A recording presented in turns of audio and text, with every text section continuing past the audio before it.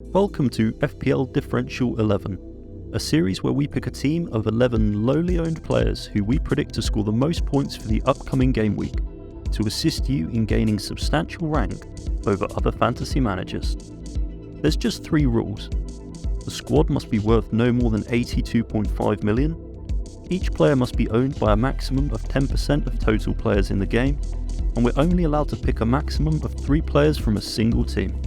A silhouette of each player we've selected is already on the pitch, so feel free to play along by seeing how many of the 11 you can correctly guess.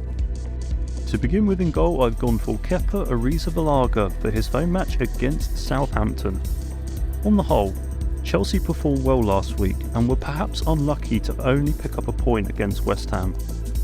Other than the goal itself, Kepa barely had a save to make, and I expect a similar scenario to occur in this week's game against the Saints. Prior to the West Ham fixture, Chelsea kept 3 clean sheets in a row, and I would be surprised if they conceded this time round against one of the poorest teams in the league currently. It's a double up in the Chelsea defence this week with Benoit Badiashile. Emerson's goal against Chelsea last week was the first league goal the Blues conceded since Badiashile joined in January. Because Chelsea have already registered 3 new signings for the Champions League, Badiashile is unable to compete in that tournament, meaning that he's likely to become a regular starter in the Premier League. I've decided on double Chelsea defence this week because Southampton have only scored 8 goals away from home in the league this season. Joining the Chelsea boys, it's Rico Henry for Brentford's home game against Crystal Palace.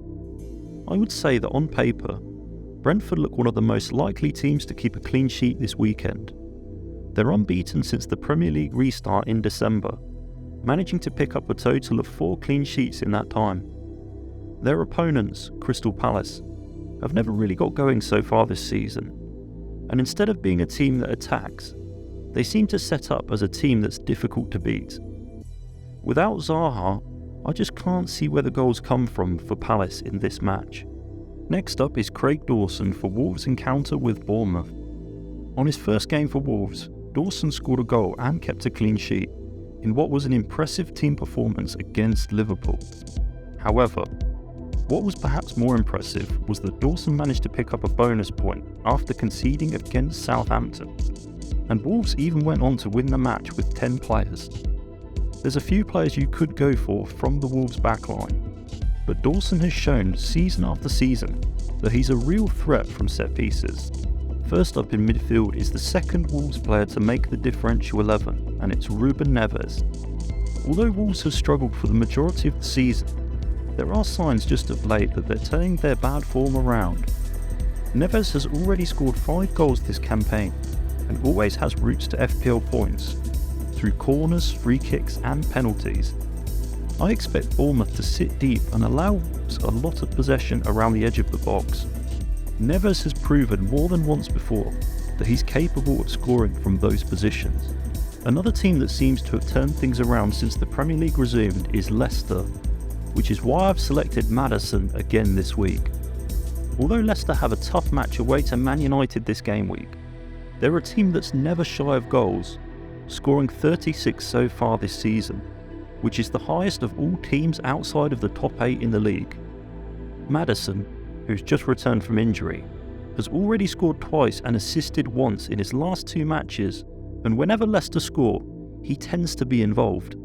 St Maximin is the next player to join the 11 for Newcastle's home game against Liverpool. It's been a frustrating return to the Premier League since the World Cup for Newcastle, having drawn 5 out of their last 7 matches and only scoring 6 goals in that time. The reason I've gone for St Maximin this week is because he's looked threatening in the Magpies' last 2 fixtures, and this time round he's against one of the leakiest defences in the league in Liverpool. Liverpool are often vulnerable on their right side, and that's the area St Maximin will be looking to exploit. The final midfielder I've gone for this week is Solly March for Brighton's home game versus Fulham. This would be a really interesting matchup between 2 sides who are eyeing up European spots in the league this season. I've picked March out because you just can't ignore his performances since Gameweek 17. Since then, he's picked up 5 goals and returned 4 double-digit hauls. To add to his appeal is the fact that he usually plays close to 90 minutes per game, and Brighton just look relentless in attack at the moment. To begin with up front this week, I've gone for the 6th top scoring forward in FPL so far this season, and it's Bryan Mbeumo for his home match against Bournemouth. Brentford were impressive last time out against Arsenal, and since Gameweek 17, Mbeumo has returned 2 double-digit hauls. Of course, he always has the opportunity of scoring points from corners and free kicks, but he also plays close to Ivan Toney, waiting for the ball to be knocked on to have a run-in on goal. Bournemouth have been struggling, and I fully expect Brentford to dominate at home in this one. Next up is a player that's never really been considered much of an option this season in FPL, and it's Kelechi Iheanacho for Leicester's match against Man United.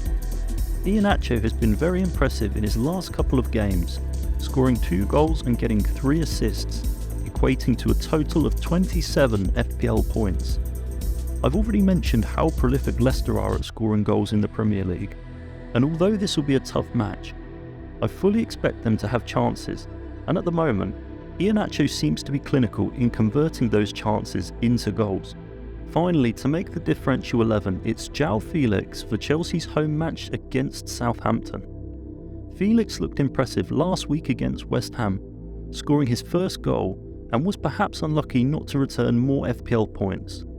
Even before receiving a red card in his debut against Fulham, Felix looked like one of the most lively players on the pitch, and just of late, Chelsea look more threatening in offensive positions. I think it will be down to players like Felix and Mudryk as to whether Chelsea are able to climb into those European League spots come the end of the season.